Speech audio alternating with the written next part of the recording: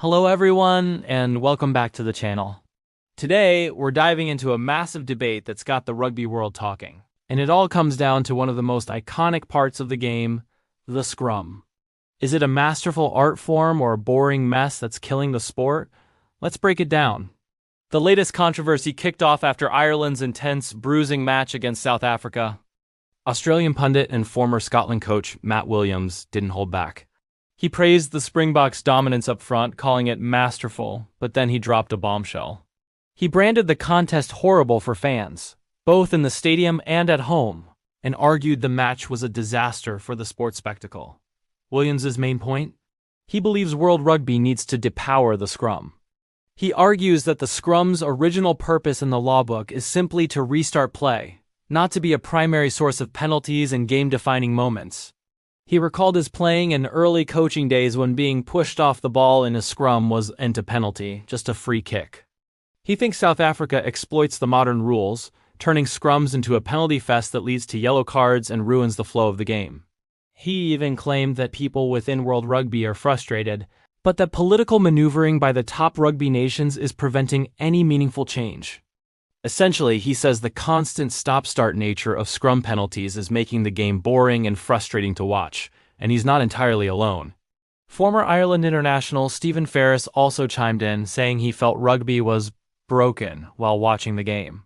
He pointed out that matches are stretching to over 130 minutes long, which is a huge turnoff for casual fans and especially for kids with short attention spans. He's calling for the game to be faster and quicker. But this call to change the scrum has sparked a huge backlash. And leading the charge is none other than legendary Welsh referee Nigel Owens. Owens fired back on social media, warning that these constant attempts to weaken the scrum would fundamentally damage the very fabric of rugby. He wrote, and I quote, "Rugby is a game for all shapes and sizes. Depower the scrum anymore and you may as well watch a rugby league match. It will destroy the community game if there is no place for your good old-fashioned type of prop." He believes meddling with the game's core elements will ultimately destroy it. This isn't a new stance for Owens. He's always been a staunch defender of the set piece, arguing that it gives forwards a meaningful and vital role in a sport that prides itself on being inclusive for all body types. He's got support, too. Former Ireland hooker Bernard Jackman dismissed the criticism as reactionary. He thinks instead of trying to dilute the contest, teams should just focus on getting better. The scrum is a skill, and the challenge should be to master it, not remove it. So we have two very different viewpoints here.